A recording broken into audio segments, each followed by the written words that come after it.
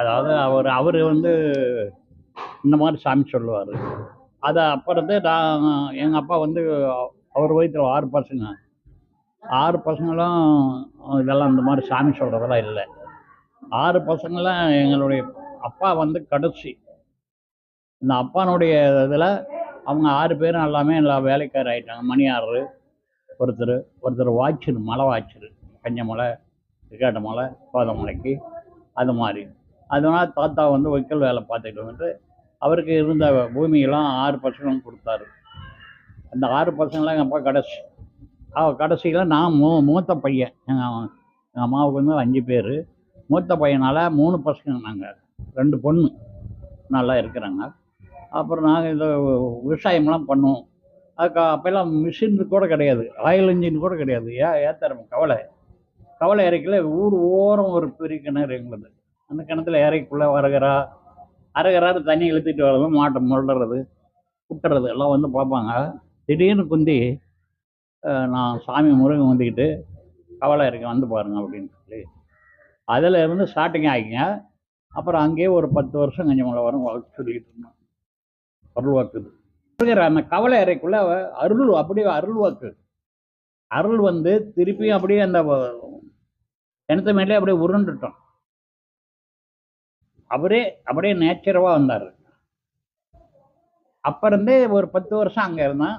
அங்கே 10 வருஷம் இருந்துட்டு அப்புறம் இந்த மாதிரி வடபகுதி தான் என்ன மலையில் நான் உட்கார போகிறேன் அப்படின்னு சொல்லி அங்கே வந்து அந்த மலையில் இங்கே உட்காந்து இந்த மாதிரி கோயிலெலாம் நான் உற்பத்தி பண்ண போகிறேன் அப்படின்னு ஒருத்தரே 2 ஒரு ஆம்பளையால் பொம்பளையால் நான் 3 பேர் தான் இந்த கோயிலே. எல்லாம் 33 கலசம் இருக்க மாதிரி. யாருக்கிட்டே இந்த தொந்தரவுலாம் எனக்கு கொடுக்க மாட்டேன். எல்லா பூசாரி என்ன பண்ணுவாங்க, ஊரா 10 கொடு, 100 கொடு, 1000 கொடு, அன்னதானத்துக்கு அது கொடுப்பாங்க. பாரு, அன்னதானத்துக்கு 50 மூட்டை வந்து பூச்சி அடிக்கிட்டு இருக்கு. நீங்கள் 10, 5, தம்பி 5 இப்படி கொண்டுக்கிட்டு தள்ளுறாங்க. அது மாதிரி அப்புறம் பண்ணிக்கிட்டு அப்புறம் இந்த முருகிட்ட வந்து நம்ம தலைவர் சிங்கம் அவர் கொஞ்சம் நம்மளுக்கு தோசு. அப்புறம் அவர் பிடிச்சி பண்ணி டெல்லி போனோம். போய் ஜனாதிபதி வந்து இது வெங்கட்ராமன் அங்கே அரிக்காபுரத்தில் ஒரு கோயில் மலமந்திரின்னு வச்சிருக்கிறாரு. இங்கே சேலத்தில் இது வந்து ராஜமுருகன். அங்கே டெல்லியில் இது பாஸ் ஆனது. டெல்லியிலே ராஜமுருகன் ஆசிரமம், திருக்கோயில், அணைமேடு, ரிசல் கிராமம், அது மாதிரி ஆகி இப்படியே 42 வருஷம் அங்கே பணி செஞ்சுக்கிட்டு எனக்கு வந்து 85 வயசு பக்கம் வந்துடுச்சு. 2 பசங்க, ஒரு பெண்ணு. அப்புறம் அடிவாரமாக கடை வச்சுருப்பான். அதனால் அப்படியே பனி போட்டு பின்னால் எங்கேயும் போக மாட்டேன். நேராக காசி போவேன், அங்கே தங்கிக்குவேன். நேராக ரிஷிகாஷ் போவேன், தங்கிக்குவேன். அப்படி காசி, ரிஷிகாஷ், ஹரித்வார், இந்த மாதிரி கேதார்நாத், பத்ரிநாத் இதெல்லாம் அப்படியே போய் அப்படியே தங்கி அப்படியே தவம் உட்காந்துக்குவேன். நிறைய சாப்பிட மாட்டேன், விரதம். அடிக்கடி பழனி காவடியெல்லாம் இருக்குதுங்க. அடிக்கடி பழனி ஜனங்களை கூப்பிட்டு போவேன். 4 வண்டி 5 வண்டி வச்சு போயிட்டு அப்படியே இந்த பணி செஞ்சுக்கிட்டு இருந்தோம். அப்புறம் அதனால் இந்த முருகனை வந்து உண்டாகிறதுக்கு கனவுல ஒரு பெரிய முருகன் உண்டாகுதுடா பாடுறான் அப்படின்னு அடப்போ சொல்லிவிட்டு வெடிஞ்சு 2 நாள் ஆச்சு. ஒரு முருகனை கட்டிக்க ஆகணும் அப்படிங்கிறாரு. அப்படின்னு போய் கட்டினா அவன் ஒருத்தக்காரன் ஜலகண்டாபுரம் வந்து ஜலகண்டாபுரத்துக்கு மேலே நான் கட்டிடுறேன் அப்படின்னு கட்டிங்க. சரியா கட்டாத கடாமுடான்னு முருகனை தான் இப்படி அண்ணாந்துக்கு கட்டிட்டு போயிட்டான். ஒரு 40 லட்சம் வாங்கிட்டு அங்கேருந்து தோட்டத்தை கொஞ்சம் விற்றுட்டு ஒரு 40 லட்சம் கூட தான் வாங்கிட்டு போயிட்டான்.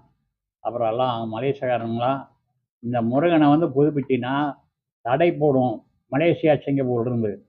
வேண்டாம், அந்த முருகனை வந்து உடைச்சி பண்ணி இப்படி நேச்சரவாக அவருடைய அன்பு எப்படி இருக்குதோ அதோட இருந்தாலும் ஒத்துக்கும். அலங்கோலம் பண்ணியிருக்காங்க.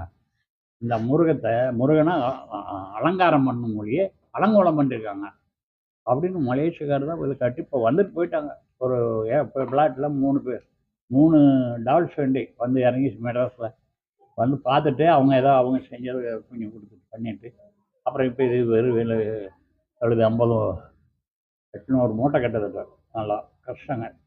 ஒருத்தரே, வேற யாரும் இந்த பணிக்கு வந்து நிது கிடையாது. அப்படி பசங்களாம் அவங்க வேலையை தான் பார்ப்பாங்க.